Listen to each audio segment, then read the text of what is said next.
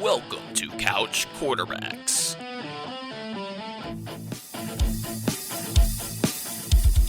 What is going on, everybody, and welcome to the Couch Quarterbacks podcast. I'm Andrew Rochford. With me, as always, is Ben Steinberg. And Stein, every week we always talk about how great of a weekend we have in terms of football. And this weekend, I really mean it. What a great week of football we had between college football on Saturday and then the NFL on Sunday. Just two amazing days, action-packed football. Yeah, Roach, we're definitely getting spoiled with some of these games, and it kind of makes us feel like what's going to happen, in the coming weeks with some of these games. Are we going to have as good of performances as we have, or are we going to see a little bit of a drop-off? It's not even to mention the MLB playoffs going on right now, so this is just like the perfect trifecta of sports going on for us. Wearing my Braves stuff right now. I don't got any Braves stuff on. I had it on during our last episode, but they got so a one big of us win one of today. us will carry the mantle.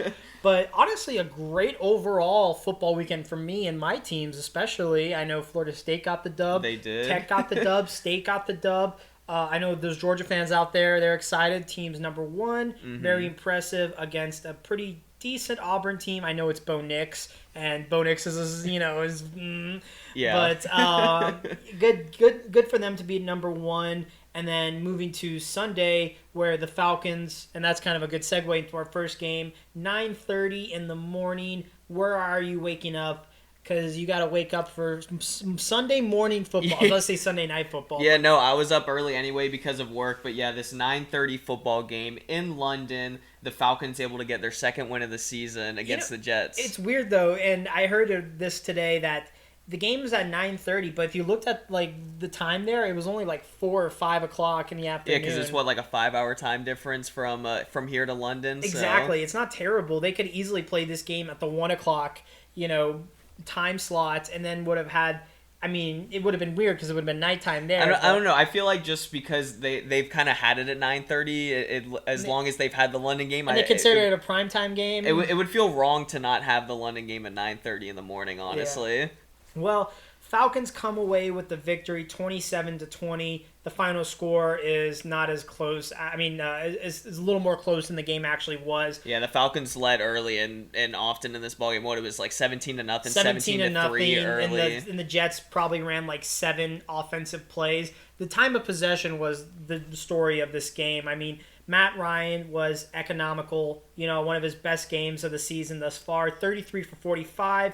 Still kind of high passing yards, but even missing Russell Gage and Calvin Ridley, 342 passing yards, 2 TDs, and something that jumped out to me, 0 sacks. Yeah, and Matt Ryan, it seems like every single week now we've been mentioning, this has been his best game of the season by far because he got off to such a slow start. And think about that Jets defense last week who destroyed Tennessee in terms of getting after Tannehill. And they were missing their top 2 receivers, so kind of the similarities there. But over the past 3 games for Matt Ryan, almost 300 yards passing per game, 8 touchdowns to 0 interceptions. Remember, over the past couple of seasons, he's had a couple of costly interceptions. Maybe not all of them his fault, but to be able to not turn the ball over in that way over the last 3 games. He did have a few of those throws, where he's like... Hey, Matt Ryan's getting up there in age. He's going to start having some of those, cringy type he had throws. some throws where he was being rushed out and was able to get it off and then maybe hit off a defender's hand.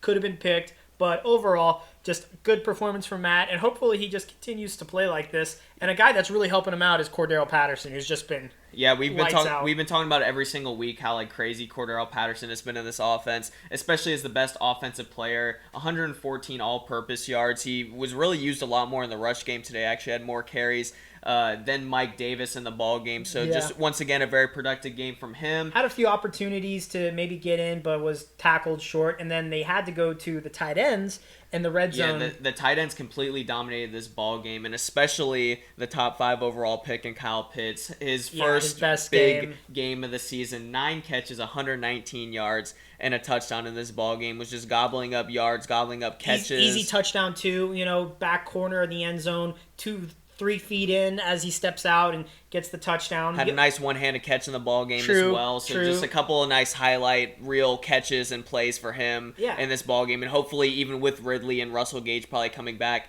2 weeks from now after their bye week, that he can continue to produce in this offense. Yeah, continue to get these, these catches and just be a monster like that. I mean, his longest, I think, catch was like 30-something yards, so he's not going to kill you with like super deep stuff, but he'll be able to get you these 10 yards at a time, and that works for him. The other tight ends were also a factor, too, between Hayden Hurst and Lee Smith, 70 yards between the two and a touchdown. But the probably biggest like faux pas of this offense was the fumbles in the red zone by Hayden Hurst and Mike Davis. 2 fumbles. Hurst one was the one where they were up 17-0. Missed the Mike Davis one, but in the red zone, they probably could have turned that at least into 3, Yeah, the Falcons, I mean, red zone, it's probably a guaranteed 3 points, but there's a couple times in this game where they were able to convert those red zone opportunities into touchdowns, which is nice for this Falcons team. But yeah. O-line, like we said, played well because no sacks. D played pretty well, except for towards the end. I mean, they did get 2 sacks and a pick. Jalen Hawkins. Falcons and Jets were the only 2 teams without interceptions going into this game. Oh, man. And now the Jets are the only team without interceptions. I didn't realize that. Oh, it's like one of these defenses has got to give. So. Yeah, you knew Zach Wilson.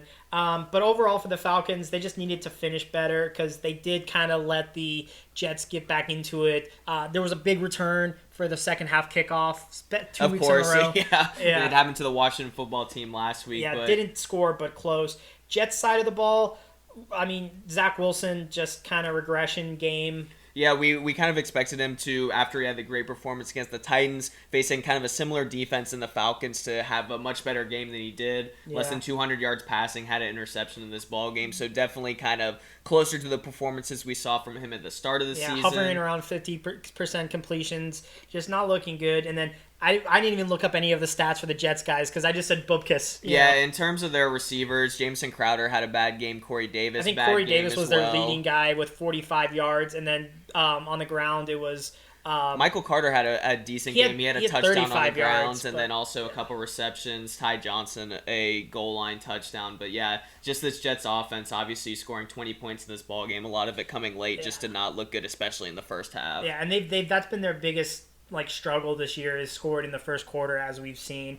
Bottom line for this game, Roach, Falcons aren't terrible, but maybe the Jets just really suck. Yeah, I think it's more the latter on that one than anything else. But it's still good for the Falcons to, when you're not a good football team, you got to beat the teams that are just as bad as you, if not worse than you. So I think the Falcons so far this season have definitely capitalized on that. Yeah. And they moved to 2-3 on the season. Definitely, and it's nice to come back on that long plane ride. You have them going into a bye. They got the bye this week. Yeah, so now they got to prepare for the back half of the season, which is Dolphins next. They got them after the bye week, but have the back half of the season with having the early bye week. Then they got the longer stretch. On the back end. Speaking of England and London, this team will be playing next week, and that is one of them, the Titans taking on the Jags in Jacksonville. Titans, like we talking about, good teams are going to beat the bad teams. Titans just needed to do their business, and we talked about this. We thought this one was going to get ugly, and it did. Yeah, the Titans won this ball game 37-19, moved to 3-2 on the season. They're in first place in the AFC North, and it was pretty much on the offensive side for them. Derrick Henry, the usual suspect, had 29 carries, 130 yards, 3 touchdowns. What did we expect? I was going to say, against this putrid Jaguars defense, just absolutely demolished them. Yeah. Ryan Tannehill didn't have to do much in this ball game, only threw the football 22 times, 197 yards, and a touchdown.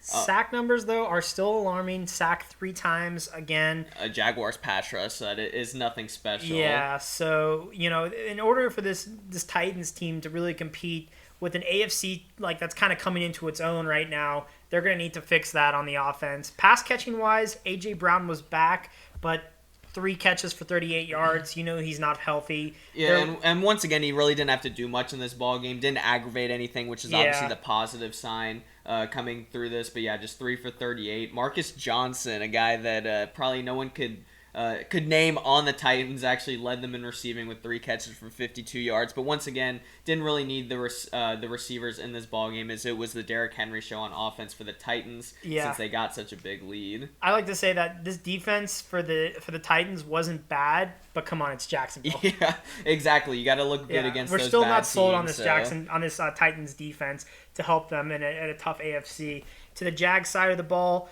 Trevor didn't have a terrible game. I mean, he still had another pick, but 23 of 33, 273 yards, 1 TD, 1 pick, as well as a rushing TD. So, not a bad game. Guys kind of improving every week. Yeah, and then once again, he got he could have had a second rushing touchdown, but it ended up getting I was called gonna back say, due that to was... replay, and then I think they didn't convert on the following play. I think it was fourth down. They brought in Carlos Hyde instead of having James Robinson, who feasted all day, and he got absolutely stuffed at the goal line. Yeah, and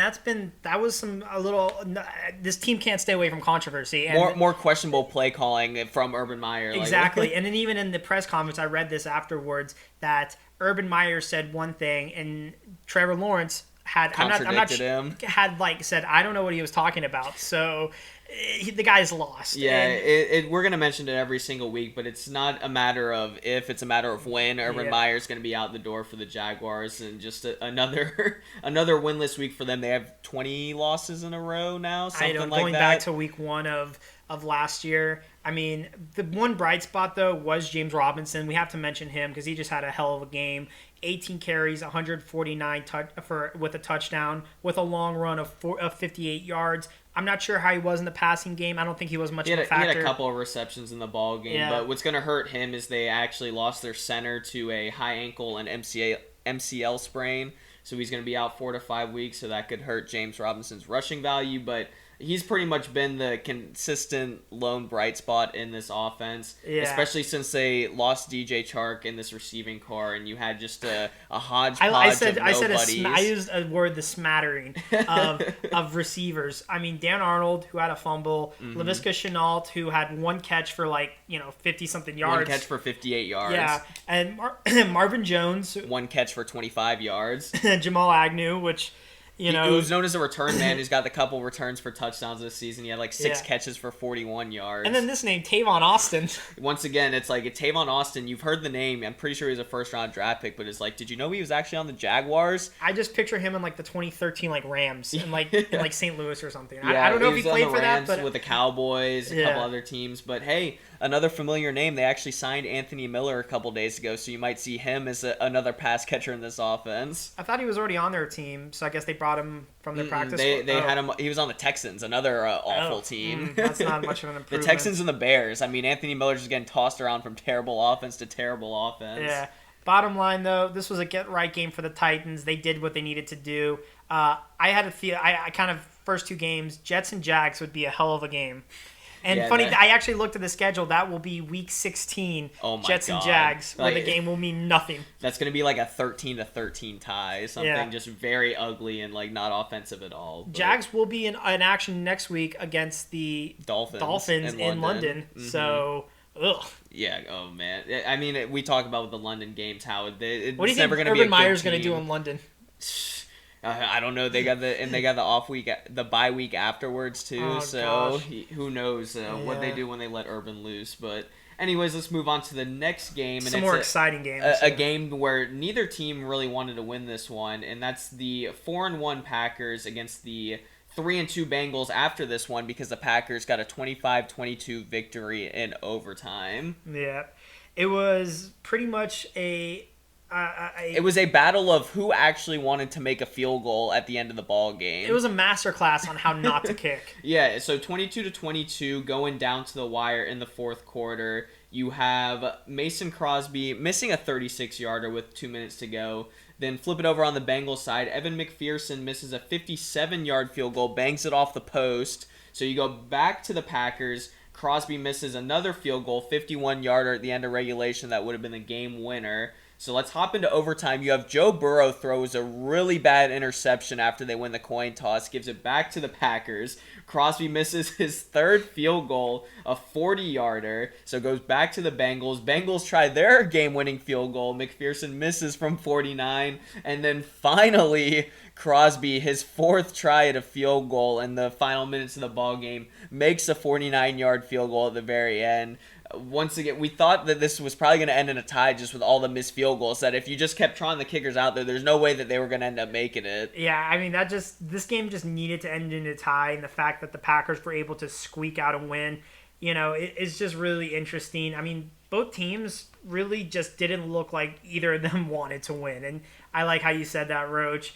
Packers-wise, really, though, I mean, they were doing what they needed to do. Rodgers, 27 of 39, 344, 2 touchdowns with a pick. Yeah, that Rodgers to Adams connection was just absolutely lethal in this ball game. Devontae Adams, 11 catches, 206 yards, 1 touchdown, and just all these 20-yard plus catches. Yeah, that's what I mean with Sleeper, for fantasy. If you got a play on your team, it always notifies you whenever there's a big play. I feel like I had about a half a dozen notifications about Aaron Rodgers to Devontae Adams for not even for touchdowns, but just for those 20+ yard receptions. So that combination was working today. Yeah. Aaron Jones had a decent game, 100 yards on the ground. A.J. Dillon had a receiving touchdown, usually not known as their receiving back, but had 4 catches for 49 yards and a receiving touchdown. Offense coming into their own, but like we said, the kicking woes. Mason Crosby on the game was 4 of 7 for field goals. 7 attempts at field goals in a ball game. I thought that was on the season when I saw that stat. Yeah, you would think that they'd have 40-something points in this ball game, not 25. Yeah. Also missed 1 of 2 extra points as well. So, just misses. Mason Crosby has one of these performances every couple years, because I don't know if you remember, Stein, but it was a couple years ago. I don't remember the exact game, but Crosby on a primetime game missed 5 field goals in the ball game, and it was the same type of scenario where it's why do they keep trotting this guy out there? It's man, you just feel bad for him. It's you just see him walking out there, you just have that feeling. It's he's just gonna miss this, and you have that feeling in this ball game. Even when he made the last one, until it went through those uprights, it's dude, he's gonna just miss another one out there. So and we've seen good kickers like Crosby, guys like Vinatieri just struggle. We saw Vinatieri struggle last year in some clutch time, and maybe this could be the way outs for Crosby. We saw his gray hair, and he looked old. Yeah, he had the gray hair out there, so just it did not look good for him. But the Packers able to finally make the last one, the one that counted, to give them the victory. Bengals side of the ball, Joe Burrow, aka Joe Cool, like Joe Namath, just looking good despite 2 picks. One we talked about bad in overtime. Yeah, it was a really bad interception. 26 of 38, 281 yards, 2 TDs. He did take a huge hit at the end of the first half. People were worried on that one. Joe Burrow taking a big hit. What the Bengals have a bad offensive line? What? Exactly, yeah. And then at the end, which y'all probably seen on the news today, was that the fact that he went to the hospital after the game with a throat contusion. Yeah, I mean, it was nothing serious. He got released from the hospital today. Probably more precautionary, kind of like the Andy Reid thing with the dehydration. Yeah. More than anything else, but obviously good to see that it was nothing major that went on with Burrow. I read about what a throat contusion was, and it's basically whatever a vertebrae you have kind of lose their cartilage in the back, and it's akin to being in a car crash or a boxing match. I mean, throat contusion, neck area, that's definitely not anything to mess with. So like I said, definitely a precautionary thing to make sure everything was all right. But yeah, it does not sound like it's anything fun to have happen to you. No. Jamar Chase, though, another spectacular game. Only on 6 catches, but 159 yards with a touchdown. Yeah, he had another long touchdown catch in this one. It seems like he's had one pretty much every single game except for maybe one. I think he had another one called back too. So just looking great. Looking like the lead guy for Offensive Rookie of the Year. Everyone else pretty much on the pass catching wise was average. Yeah, T. Higgins came back, had only 5 catches for 32 yards, converted a 2-point conversion, but maybe just easing him back into work. Hopefully we'll get back to more of his normal volume next week. Yeah. Also interesting was Samaje Perine and Joe Mixon were really close on carries, but Perine actually outtouches Mixon.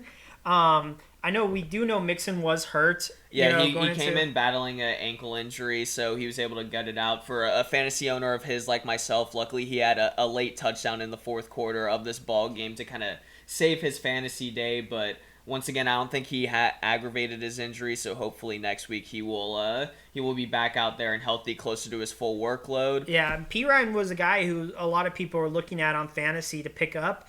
But now he's actually been listed on the COVID protocol, so he's going to be potentially out for their next game. Yeah, him and Jackson Carman, the rookie guard that they got, were both placed on the COVID list. So the rookie Chris Evans, if Samaje Perine's not able to go and Joe Mixon's still banged up, could be a potential. The touches that Perine got. So he could be a potential guy in fantasy to pick up. Bottom line, we said this game should have ended in a tie. I asked the question: are the Packers not as good as as we thought, or are the Bengals better than we thought? I think the Bengals are better than we thought. We've been talking about how the Packers, besides that Week 1 clunker, have definitely been a much better team. They've won 4 straight now. Yeah. And the Bengals, even though they're definitely not one of the best 3-1 teams going into this week. They're probably not going to win their division. Yeah, they're still a solid football team. Have a solid core built around Joe Burrow and just that entire offense. They're building, and it's nice to see them have success.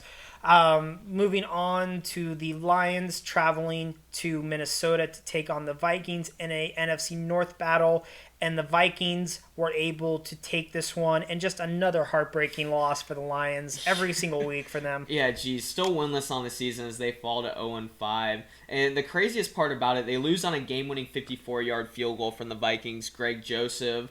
And it's the second time this season the same exact score. Remember the Justin Tucker, the Ravens-Lions football game where he has the record-breaking field goal. That final score is 19-17 also. So not only 2 game-winning field goals over the past 3 weeks, but to finish with the same final score. I mean, that's just absolutely heartbreaking. And it's so heartbreaking that Dan Campbell was actually teary-eyed and cried a little bit in the post-game press conference, just wanting a victory so badly. They've been so close in so many games this season. I know, they're not a terrible team. I mean, they have some talent. Their offensive line's been playing well.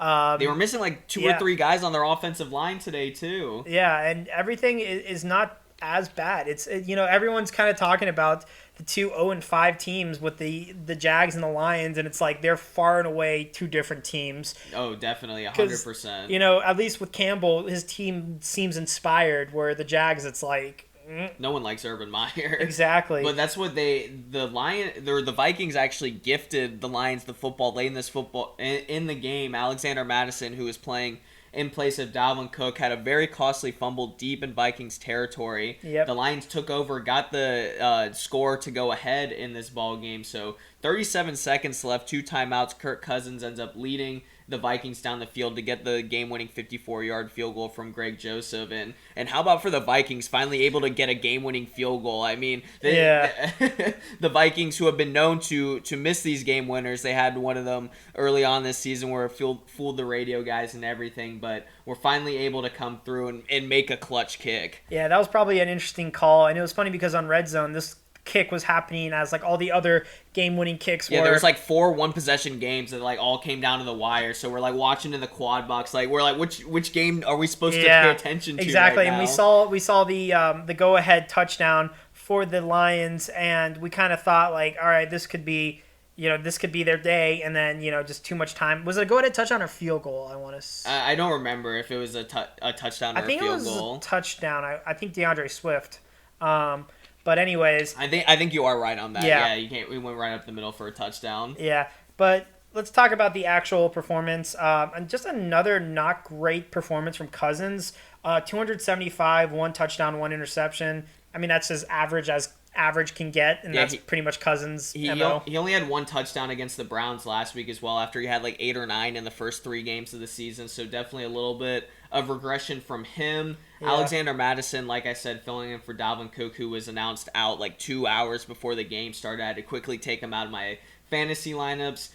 He was great, 25 carries for 113 yards, and then receiving-wise, 7 receptions for 40 yards and a touchdown. Like I said, really the biggest thing that you can take away from him is just having that costly fumble towards the end of the ball game. But they still ended up being able to win, but it could have costed them a victory. Justin Jefferson was great in this one, 7 catches, 124 yards. Adam Thielen kind of disappeared, had 2 catches for 40 yards, and they were both towards the end of the ball game. I think they were both on the final drive of the ball game, 2 catches for 20 yards helped each. Set up, yeah. So, I mean, he's contributing, but not as he was in the first 2 or 3 weeks of the season. Yeah, he was just touchdown after touchdown the first couple weeks. Pretty much nothing notable from the Lions D. I mean, Goff has been just serviceable. He only had like 200 yards passing, didn't have a passing touchdown in the ball game. Yeah. DeAndre Swift was definitely their best player. 17 touches total for 110 yards, and that touchdown to put them ahead late in the ball game. And then a big loss for them on offense. Quintez Cephas broke his collarbone. It's a potentially season-ending injury. This is a Lions team that's kind of been missing skilled players. What sounds worse, torn clavicle or a broken collarbone? Definitely clavicle, just because clavicle just sounds something with like the heart, right? It sounds so bad. I mean, like, I think they're both around like the same area, like up that here, is... like your. Well, I know your collarbone's up here, but I think your clavicle. No, collarbone and clavicle. Oh, they're the same thing. Yeah, that's what I was saying. Like, which sounds worse? The clavicle. You can make it. Sounds Yeah, worse. you can make it seem so much worse than it actually is. And that's actually the easiest bone to break in the body. Fun fact. Yeah, I mean, I feel like a lot of people go out with that injury, and it's like such a long recovery That's too. That's the sling one. We'll see Quintez Cephas kind of, in that really thin Lions receiving core that we already know is thin. Yeah, just gets even more thin. TJ Hawkinson posted another dud, just like 2 catches in this ball game. Amon-Ra St. Brown was their leading receiver, but yeah, like I said, a team that doesn't have many skill players that are of value now lose one of their more notable guys. Yeah. Bottom line, Roach, unlucky Lions again. We knew that. And Vikings, another average performance. They're not gonna. This is not gonna win them any awards. Yeah, this is a 2-3 Vikings team. It's probably gonna finish once again like 8-9, 9-8 on the season. Yeah. From another kind of like an unentertaining game, I would say, really, maybe towards the end, to another unentertaining game, at least in my opinion, and is the Broncos going to Pittsburgh and losing 27-19. Like, name of this game was just, it wasn't pretty, but the Steelers were able to get their offense finally going just a little bit. Yeah, I mean, if you look at the stat sheet, Big Ben, this would honestly be probably one of his better games of the season, besides the one where he threw the ball like 60 times. He's 15 for 25, 253 yards, 2 touchdowns, didn't have an interception, just 1 turnover, lost a fumble in this ball game, and also only sacked 1 time. Hey, that's good. He just battled numerous injuries throughout the game. It seemed like on drives on the sideline, he was always getting checked out by trainers. Just didn't look comfortable, just as a 39-year-old quarterback who came in banged up with a couple injuries would look. Yeah, I mean, what do we expect? He's been on the decline all season. I actually was able to throw a couple deep balls in this one. Had a long touchdown to Deontay Johnson early. Had a long pass to Claypool later on. About to say 15 completions for 253 yards. I want to see like the average completion on that because that's not like terrible. Yep. But I think this could be a flash in the pan for Steelers fans because this kind of just masked the issue as a whole. What really is working for the Steelers, though, on offense is Najee Harris with another great game. Yeah, 23 carries, 122 yards, and a touchdown. We've seen him been getting dink and dunk passes from Big Ben. His value is definitely like increasing as the season has gone. It's like a steady incline, and this is his best game thus far. Yeah, this has been his best like rushing performance on the ground because, like I said, he's been getting the volume usually because they're trailing in ball games. Big Ben hasn't been able to throw the ball deep, so he's been getting like 8 receptions or something like that, but he really didn't have the receptions in this one. It was pretty much all the ground game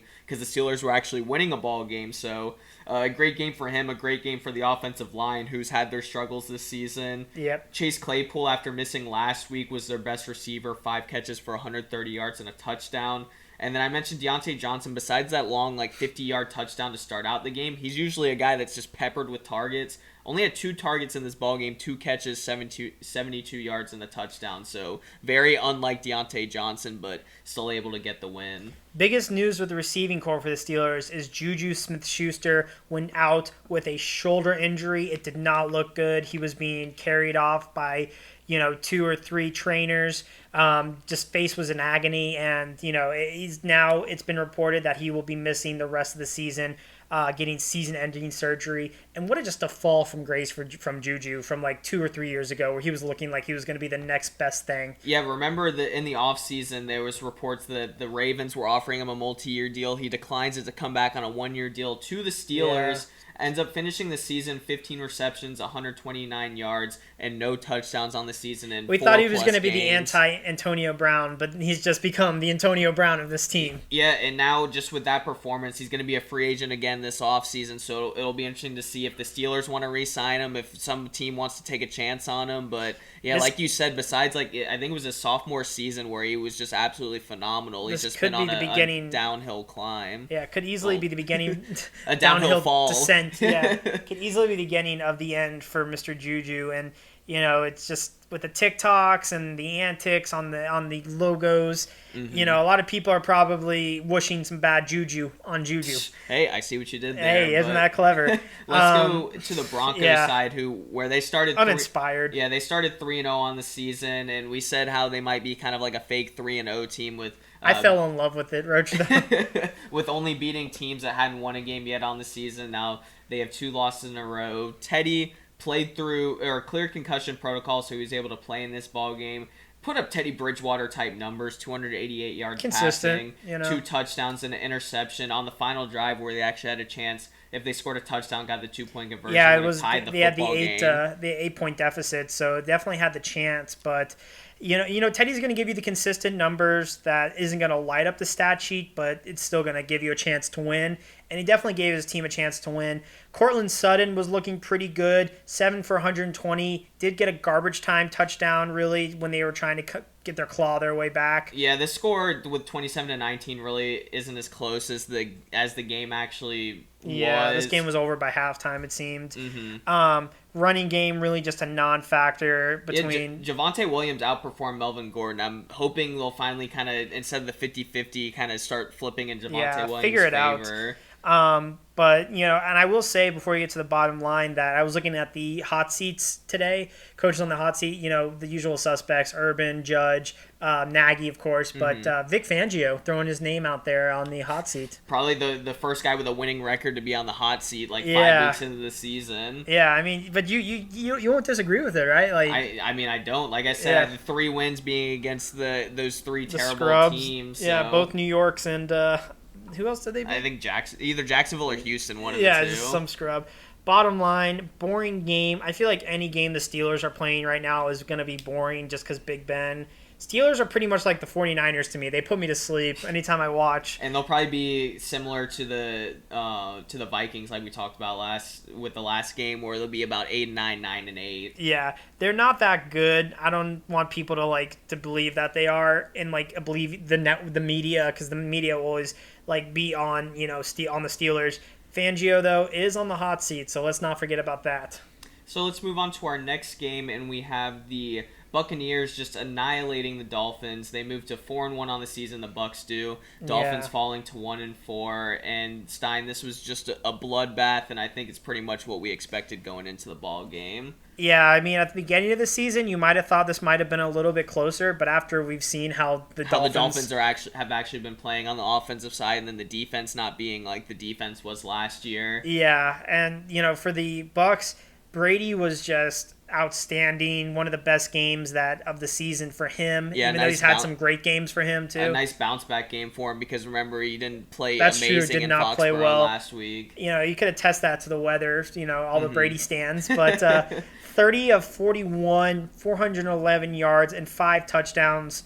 Just economical. That's efficiency, and that's just great football for Tom Brady. There was a lot of people that were worried because when he was with New England, the New England-Miami games were always kind of interesting and down to the wire, and Brady didn't always play well against them. Yeah, so. never. They said the Dolphins on the broadcast has the best record against Brady. Yeah, so people were kind of wary, especially after last week, how his performance would be in this one, but definitely was up to the challenge. Got all three receivers involved. AB led the way, 7 catches, 124 yards, 2 touchdowns. Mike Evans, 2 touchdowns as well, 6 catches, 113 yards. Jeez. And then Chris Godwin led the team in targets, didn't have a touchdown, but 70 catches for 70 yards in the ball game. Yeah. Leonard Fournette also 110 yards and a touchdown, rushing the ball. And y'all, we have some breaking news. I want to break news. The John y'all, we tell you we're watching Monday Night Football while we're doing this, but Jon Gruden and the Raiders mutually parting ways after the emails scandal that came out last week. Wow. Yeah, I mean the news broke on that a couple days ago with the emails coming out from 2011 or whatever it was, but I don't think anyone expected that major of news to come out with them actually parting ways and stuff because this is a news bomb right now. Yeah, because he was on they signed him to a 10-year, $100 million contract a couple of years ago, and he's in the 3rd, maybe 4th year of it. This might be a delete Twitter kind of night. Yeah, that could be. It's definitely going to be interesting. Don't read the comments. Put on a hazmat suit before you go into those comments from Adam Schefter, ESPN and NFL, and the Raiders. Oh, gosh. But yeah, I mean, and the Raiders, we'll get to their game, obviously, in a little bit, but with how they played on Sunday, too, with starting out with a 3-0 start, they fell to 3-2 as well. Sorry to mess up the flow. Oh, yeah, breaking news. That is insane. That's what happens, but wow, yeah. So Jon Gruden and the Raiders parting ways. You think they'll put him on Monday Night broadcast? It might be a couple years before they put him back on the Monday Night broadcast, but we'll definitely monitor that in the coming weeks and see what happens, see who the interim is, see if the Raiders' wheels fall off, because that's obviously what could happen. Mm-hmm. Gosh dang. Yeah. All right. we'll try and regroup and get back into the game that we were talking about. Yeah, Bucs and Dolphins once again. You mentioning about the Leonard Fournette having a great offensive performance. The Bucs are actually kind of dealing with a couple injuries. Tom Brady apparently had a thumb injury throughout the game, but they play on Thursday Night Football, so a short week of rest, but they think he's going to be ready to go in this ball game. And against the Eagles, which is the most random matchup. And then Gronk, who has missed the past couple weeks with all the broken ribs and rib injury, all that stuff, they say he's probably going to come down to about a game time decision with them coming back on a short week. Yeah, when you said GTD, I thought that meant good to go, but definitely monitor. I mean, I don't think they need him right now with how well the pass catchers looked. Yeah, and I don't think the Eagles' defense is really much to fear. The Dolphins' offense, not much to talk about. Brissett. Yeah, it sounds about right for their season since they're 1-4. But Brissett 20... arguably had his best game of the season. Yeah, 2 turnovers though. 2 turnovers that really the Bucs were able to capitalize with. 27 of 39 though, 275 yards and 2 TDs. So still a good performance from him. I mean, we hope that he does well. Like, we have nothing against Brissett, and we hope he's successful. It's just the Dolphins are just definitely trending wrong. They had to bring in Reid Sinnett. Yeah, I bet everyone knew that Reid Sinnett was the third-string quarterback, now backup. I probably would have said it's Josh Rosen or something, even though he's on the Falcons right now. Yeah, but Brissett was carted off. I got a weird sleeper notification, said he was carted off the field, and then the cart brought him back onto the field, and he was able to go back out there for the Dolphins' next offensive drive. I don't think it's a good sign when you guys be brought back on in the cart to come back in. Yeah, but Brissett looked okay in this ball game. The run game, once again, non-existent for them as a team. They had 9 carries for 39 yards, but their starting running back, Myles Gaskin, was their best offensive player besides Brissett. 10 catches for 74 yards and 2 touchdowns. Receiving-wise, like I said, with the hamstring injury of Brissett, he really wasn't able to move around a whole lot, so definitely benefited from the short passing and being the safety valve in that offense for the Dolphins. Yeah, I mean, a guy who I'm going to try to get rid of fantasy-wise. Trade him away after this big boom performance. Exactly. Also, news out of Miami is Tua did throw on Monday. Brian Flores is hopeful that he can practice this week, but, no guarantee. I think this was the first week in, the initial timetable that Tua might be able to come back for. I wouldn't expect him to be playing next week. They're going to London too, so... Yeah, playing against Jacksonville, so probably have him sit. Probably keep him in the United States. Don't have him travel with the team. Have Reid Sinnett travel with the team. Yeah, and then have him come back in a couple weeks after... They probably have their bye week after that. Yeah, after the bye week. That's probably the most opportune time. And then what you said, they play the Falcons in a couple weeks, right? So maybe Tua's first game back will probably be the Falcons game. Bottom line from this game though, wheels falling off the Dolphins in slow motion, kind of like a slow train wreck, and Bucs just get an easy win, Yeah, so let's move on to our next game, which is from one team that's been disappointing this season to another team that has not been meeting expectations. That's the Washington football team falling to the New Orleans Saints 33-22, and just the Washington football defense once again not looking good. The Saints having arguably their best offensive performance since week 1 against Green Bay. Yeah, finally starting to at least form to something that kind of has defined shape. Mm-hmm. Jameis, again, the Jameis experience. 279 yards, 4 touchdowns, including 1 awesome Hail Mary at the end of the half.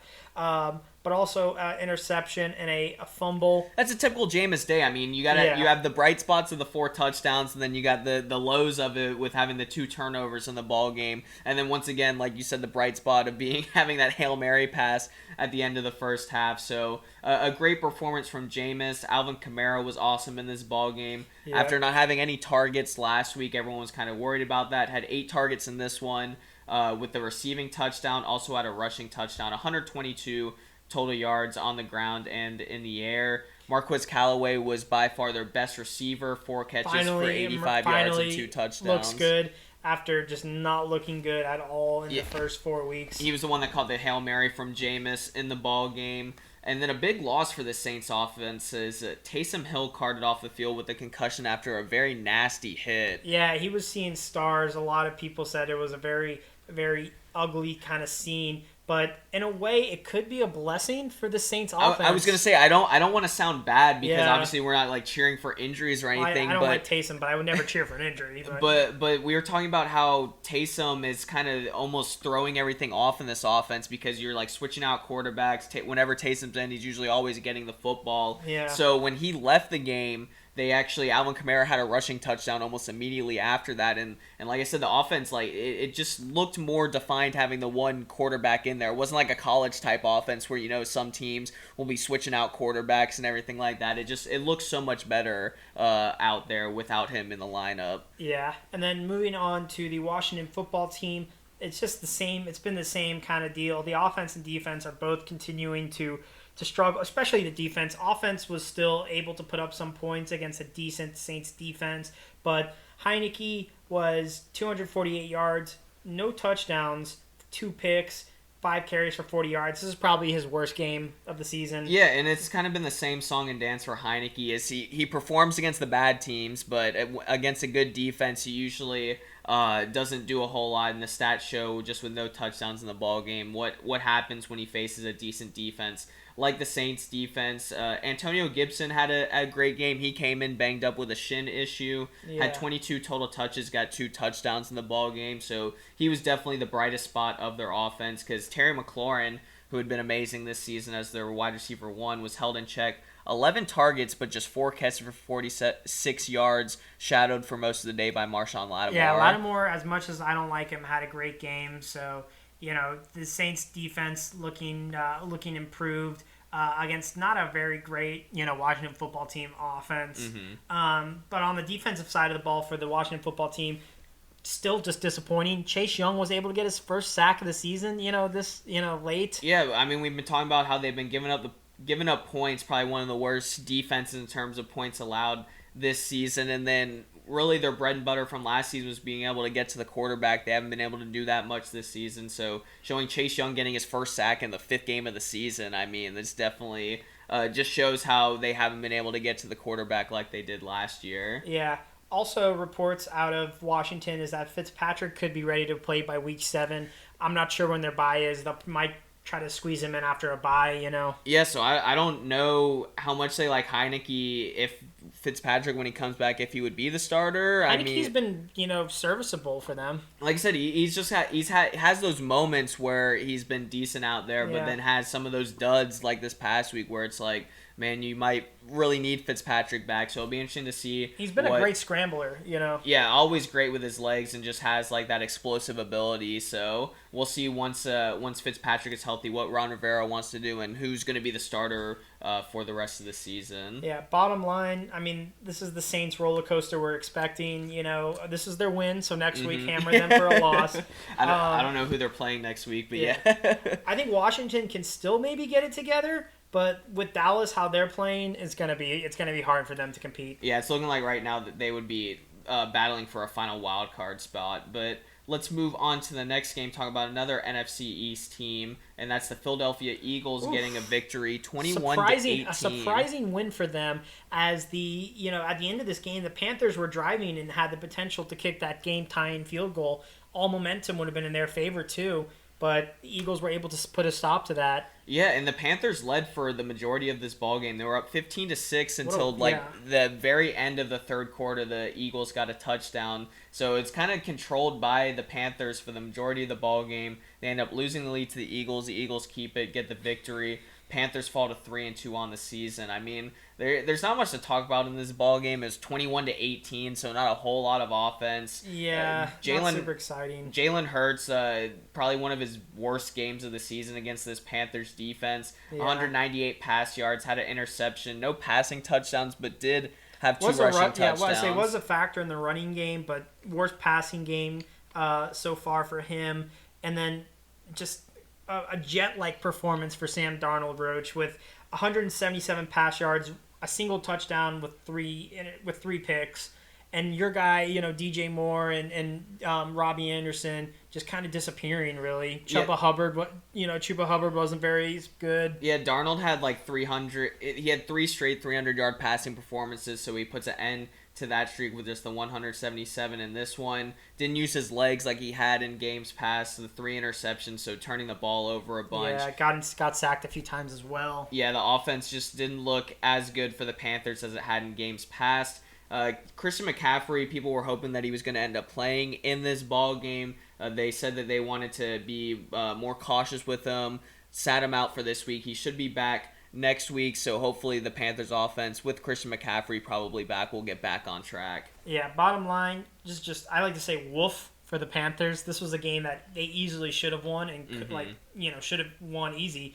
Darnold just... I think this could have been a 4-1 Panthers team if they had won that game. Yeah, I think Darnold's allowed to have a bad game though, so it's not like we expected him to be like amazing. He's entitled to a few bad games. And yeah, I think the biggest thing is, one, that they were up in this ball game, and then 2, the Eagles defense really isn't that good. So for him to have the bad performance against a defense like this is the thing that's kind of disheartening. Some guys don't have their game, so we know that. Moving on to a guy who actually had a game.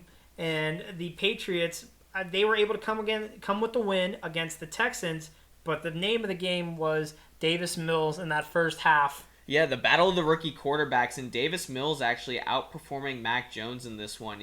Davis Mills finishing 21 of 29, 312 yards passing, 3 touchdowns and 0 interceptions. If you gave me that stat line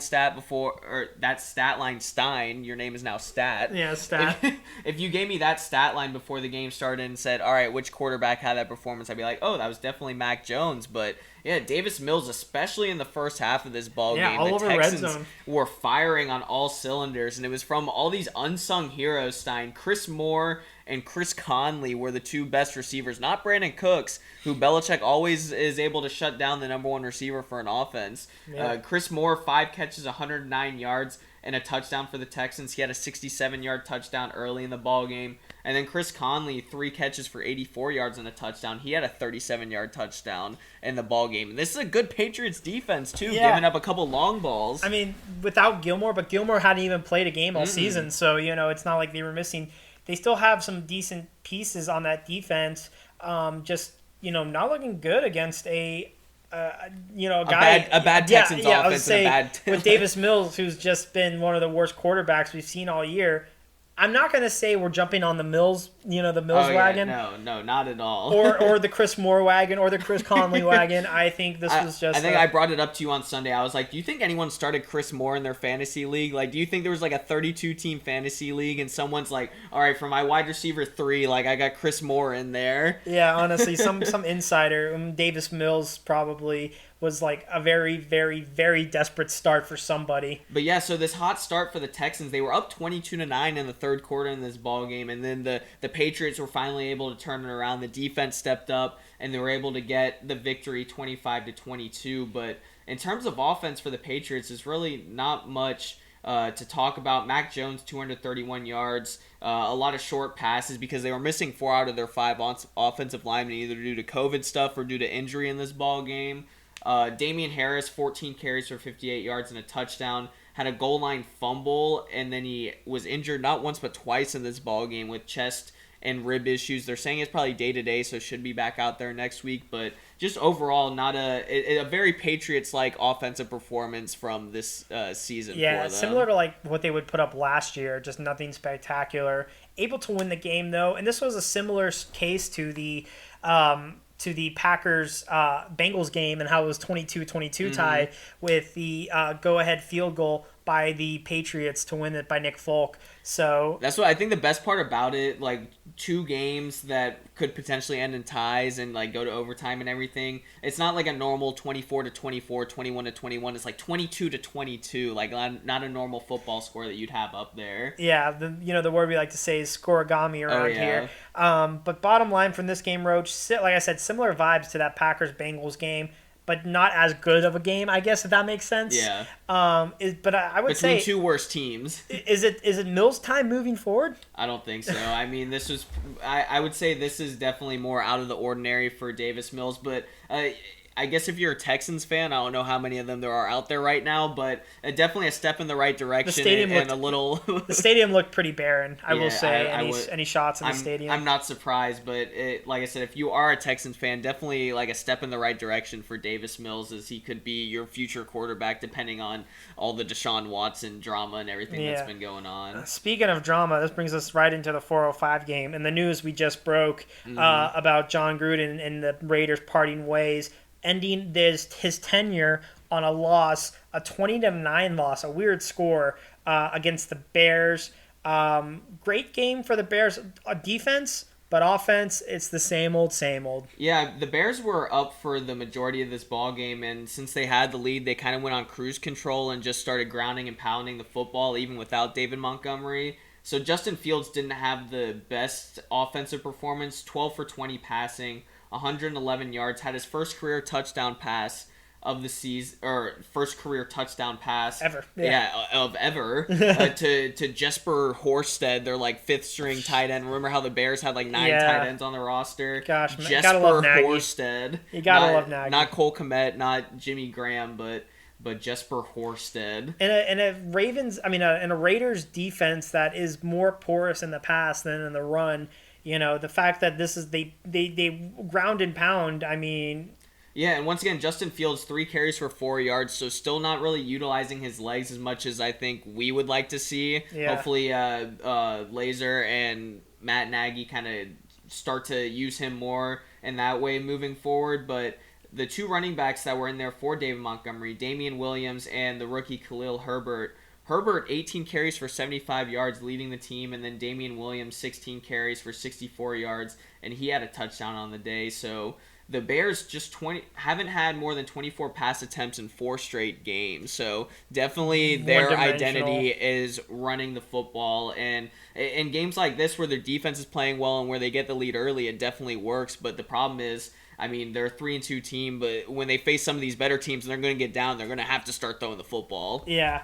Good to see Khalil Herbert and Williams both kind of carrying the load. You feel like if you combine those 2 numbers, it would have been outstanding. But I feel like both guys did enough to help them win this ball, even though on the high volume of carries, it kind of inflates their stats a little bit. Yeah, and then on the Raiders side of the football, just another bad game for Derek Carr, who kind of like Kirk Cousins started off on fire to start the season and now back-to-back duds. He only had 206 passing yards, didn't have a passing touchdown, also had a pick in this ball game. And then the star tight end for them, Darren Waller, who had that 19-target, 10-catch, 100-yard touchdown game in week 1, hasn't exceeded 5 catches or 65 yards in his last 4 games and just 1 touchdown in that span. So it's definitely cooled off after that big week 1. Yeah, after an undefeated start for the Raiders, it's just the same old song and dance for them. I think that, especially with this news with Gruden out, this might put them as the worst team in their division now. Yeah, and we were talking about how no one expected them to be. We thought they could potentially be like a sleeper team,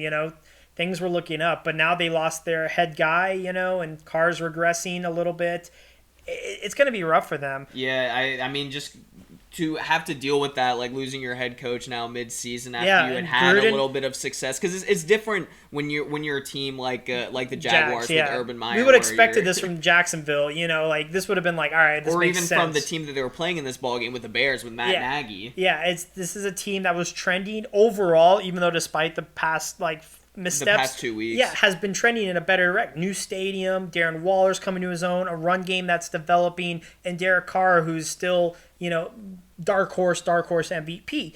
Now, I said twice, but now that is gone, and Waller and Gruden had a great connection. I'm sure Waller and Carr had like a great connection. So these guys are gone, and it's going to be uninspired football from them. Yeah, so we'll see how they respond going into next week and just further on into this season. Yep. Let's move on to the next game, and man, that the game before was definitely a defensive performance, 20-9. If you like offense, which most guys do, you'll love this football game. The Browns and the Chargers. 47-42 victory for the Chargers in this ball game, and like 5 years ago, this game would have been like a 1:00, West Coast game or something. Yeah, a very different story in terms of the football game, but just overall the game of the day, I think we kind of predicted it going in, as both teams were 3-1. Chargers moving to 4-1 with the victory. There was over 1,000 yards combined between these two teams and 66 yards in the second half. 6 touchdowns in the fourth quarter alone. Like I said, just offense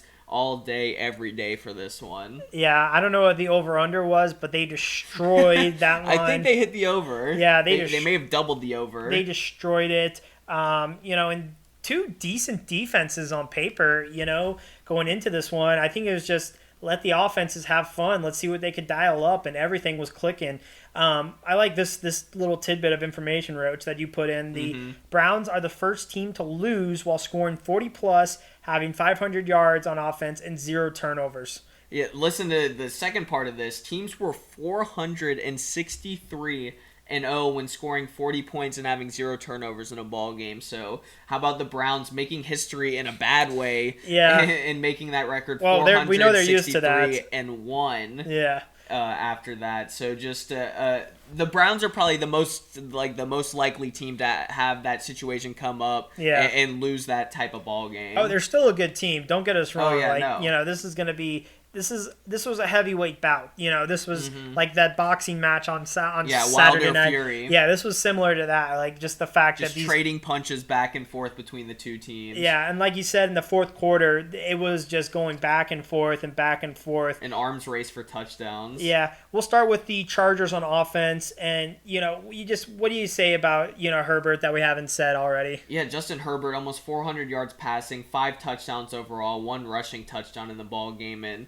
I think the first week he got off to a rough start, but has kind of quietly entered his name, I think, into the MVP conversation, especially with this performance. So much for that sophomore slump I predicted. Yeah, I mean, it's just crazy to think, like, Justin Herbert, how things could have changed if not for that trainer for the Chargers last year with Tyrod Taylor. Didn't miss, 1 inch over and didn't stab him in the lung. Yeah, because he's definitely been kind of a surprise and just how well he's performed, just really since his rookie season last year.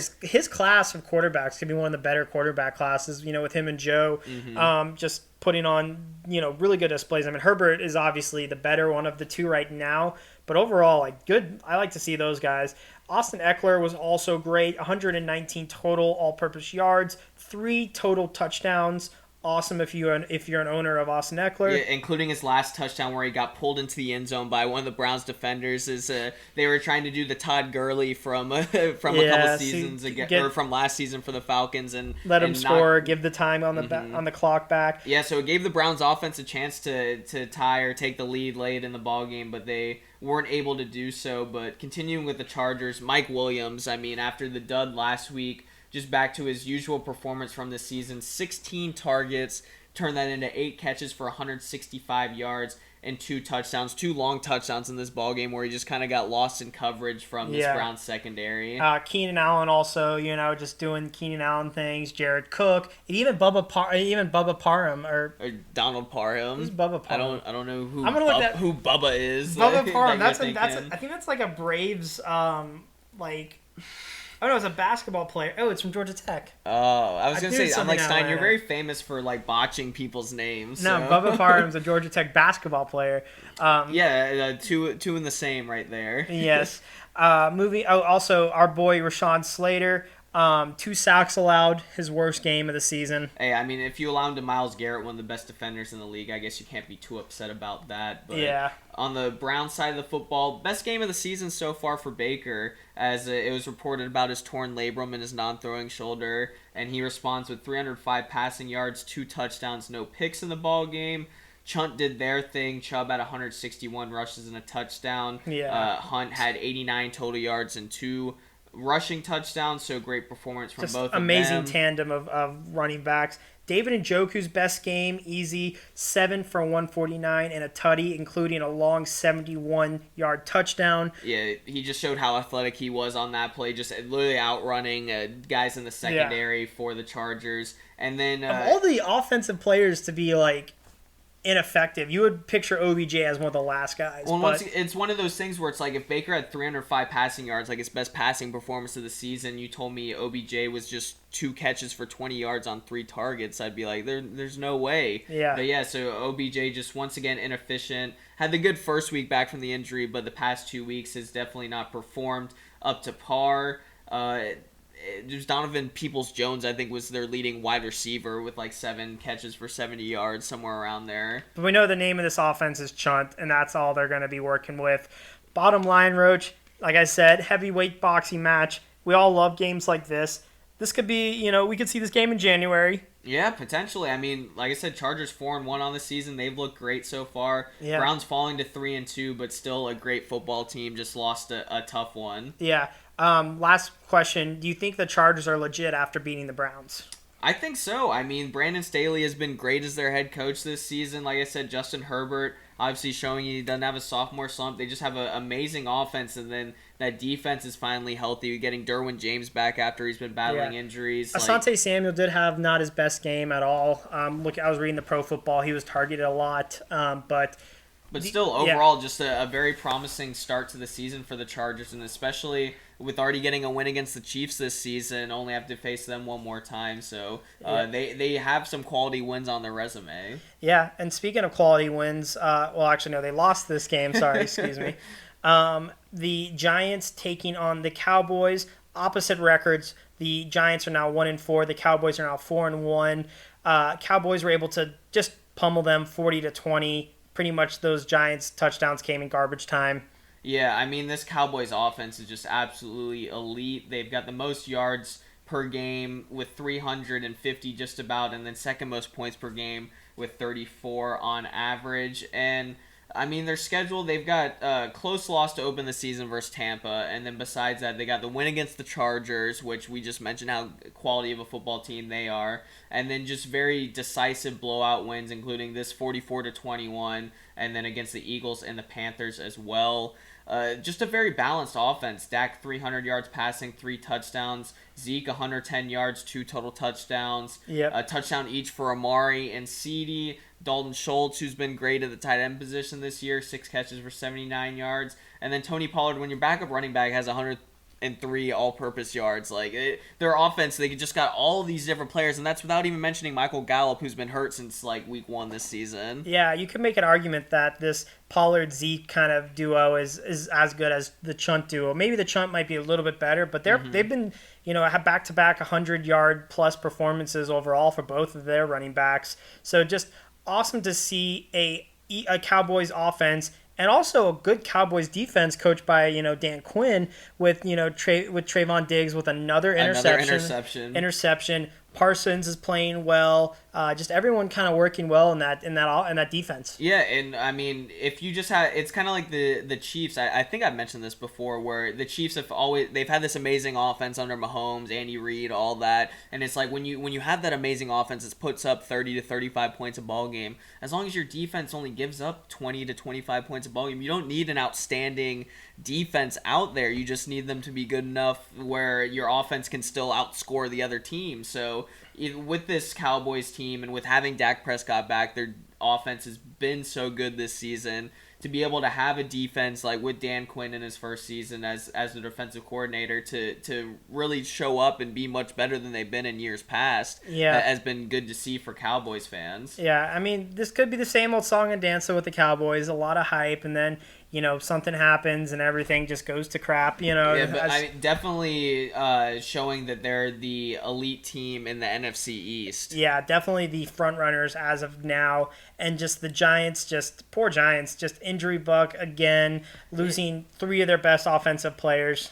Yeah, I mean, they had the injuries going into this season, going into this week with Darius Slayton and Sterling Shepard both being out with hamstring injuries. And then in this ball game, they lose their quarterback, they lose their star running back, and they lose their top wide receiver between Daniel Jones with that very scary concussion where he actually got up and was kind of a little wobbly when he stood up. So hopefully he'll be okay. Saquon Barkley having the basketball style, rolled his ankle on his own own teammate. Everyone saw the pictures. Gross looking had a bowling ball on his ankle, how big it was swollen. Yeah. He's probably going to miss at least a game or 2. And then Kenny Golladay having a knee injury, didn't even have a catch in this ball game. So losing all 3 of those guys definitely hurt their offense. I mean, Mike Glennon had to come into the game as their backup quarterback. Dude really did not add much. 196 yards, 2 interceptions. Did get a touchdown, but garbage time. garbage time touchdown. But a breakout game, one positive. Yeah, breakout game. We can twist it at the end. A positive to start for Kadarius Toney. 13 targets, 10 receptions for 189 yards. That was the good stuff. The bad stuff, he was ejected late in this ball game for throwing a punch at a Cowboys player. Yeah, DeMonte KZ, the former Falcon, Kadarius Toney tried to punch him. Shades of Mims from the Bears days. Yeah, so could see some discipline from Joe Judge and the Giants. Also had some x-rays on his ankle on Monday, so... Dude has just had, the most adrenaline-fueled, first couple weeks. Yeah, remember the -2 receiving yards. And I told you about his, story of the season. Summer without the practice, without the shoe. Mm-hmm. It's what is this, this is rookie growing pains for him. Yeah, so the ankle injury, it's nothing long-term, but he actually may be out for Week 6, so definitely monitor him. He's probably going to be one of the big waiver wire pickups if he wasn't last week, so just definitely monitor that before you pick him up, because he may not be out there on Sunday. Yeah, probably won't be, suspended or anything. Yeah. Bottom line from this game, Cowboys look good. We can't diagnose and say anything's been bad for them, because everything's been going good. I think they could still use that statement win. I mean, the Chargers is a good win, but maybe a win over the Rams or the Cardinals or something like that. And then Giants, just like last year, hit with the injury bug. Yeah, I mean, just like I said, it's just crazy the amount of offensive players that have been hurt for this team. So yep.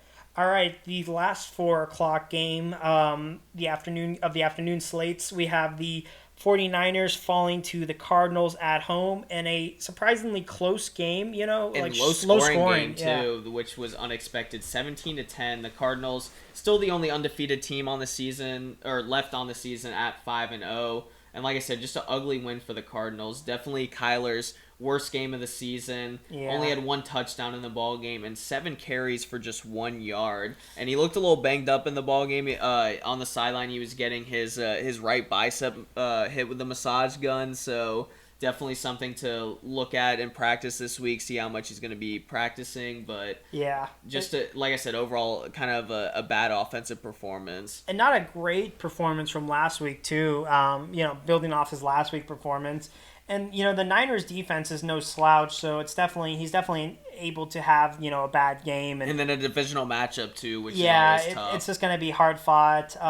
But the Cardinals still riding their wave, 5-0, the only undefeated team left. 49ers side of the ball, Trey Lance, in his first start, 15 of 29, 192, and 1 interception. So just not great numbers at all. Yeah, definitely had the rookie ups and downs in this ball game. Yeah. Wasn't great as a passer, had an interception on his first drive, but perhaps was more effective as a runner. Yeah, he was their leading rusher in this ball game, 16 carries for 89 yards. Was stuffed at the goal line in the second quarter on 4th down early on in the ball game. Isaiah Simmons stood him up, got hurt on the play, but was able to prevent him from scoring that touchdown. So yeah, their goal line defense, I don't know if you saw that play, was ridiculous. Yeah, so definitely an up and down performance from Trey Lance.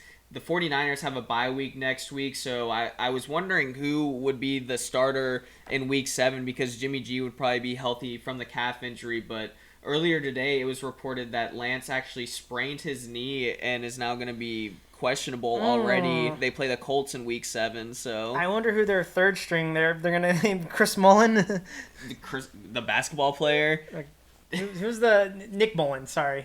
Yeah, Nick Mullins. That was their old guy. I mean, maybe they might bring him back. Why did I say Chris? Gosh, I've been thinking of basketball. You might be the worst person in terms of mismatching first and last names of people. I think that's endearing for me though, Roach. But a big loss potentially for this Cardinals offense is their tight end Max Williams had a pretty disgusting knee injury. I don't remember if you saw it during the ball game, but it took a helmet straight to the knee, one of those ones where it bent inward the wrong way. So he's possibly done for the season. He got carted off the field. He was having a career year up to this point, so that could be... I mean, the Cardinals have a bunch of different guys on offense that they can go to, but could be a big loss losing a big tight end. Yeah, I did see Bateman had another really good catch. Rondale Moore. Gosh. You're watching the Ravens game, so you got Rashad Bateman. Rondale Moore had a pretty deep catch. We're almost there, Roach. Yeah, he had a nice a little toe drag swag type catch on the sideline, but Like I said, the Cardinals, it was ugly, but they were able to get the job done. Yeah, I like to say that the Cards are going to be still cruising. I think the dents are starting to show though, Yeah. and I think potentially that it might be safe for us to say that no team's going to go 17-0. Yeah, no, it honestly, it might be better if they get that loss sooner rather than later. You don't want like a Steelers from last year where they started out 11-0, 12-0, and then just we're terrible at the back half of the season. Yeah, so I think the 72 Dolphins can pop their champagne soon. for another year of being the undefeated team. So yeah. Let's move on to our final game that we'll talk about, the 8:20 game Sunday night. Last night, and the Bills with a statement victory over the Chiefs, 38-20, and just 2-3. Yeah, 2-3 Kansas City Chiefs. Who thought we'd be saying that after Week 5? Yeah, either probably still last place in their division right now. Yeah, they are, because even with the Broncos and Raiders both losing, they're 3-2, and then Chargers 4-1. Oof, yeesh. So this game was in Kansas City, and the name of the game was a 1-hour rain delay, causing the game to last. This one was actually outdoors. So so I was gonna say, so last week with the Monday night game, like we had the lightning delay, and then now just something that usually doesn't happen in football, like a rain delay, because it would just rain and thunderstorms in the area in Kansas City. So like you said, an hour rain delay in the second half, and just. I feel like with the rainy ball game, you kind of expect it to be just kind of ugly. I mean, 17 total penalties between the two teams, so it seemed like there were stoppages after like every other play. They were calling everything, but let's talk about the actual players themselves. We talked about this statement win for the Bills and Josh Allen. 315 pass yards on just 15 completions. It was like so many deep balls. Yeah, it's an average of like 21 yards per completion. Josh Allen just once again in back-to-back weeks, like looking like the 2020 like MVP type performance from Josh Allen. Dawson Knox was making catches, Emmanuel Sanders making catches, Stephon Diggs making catches.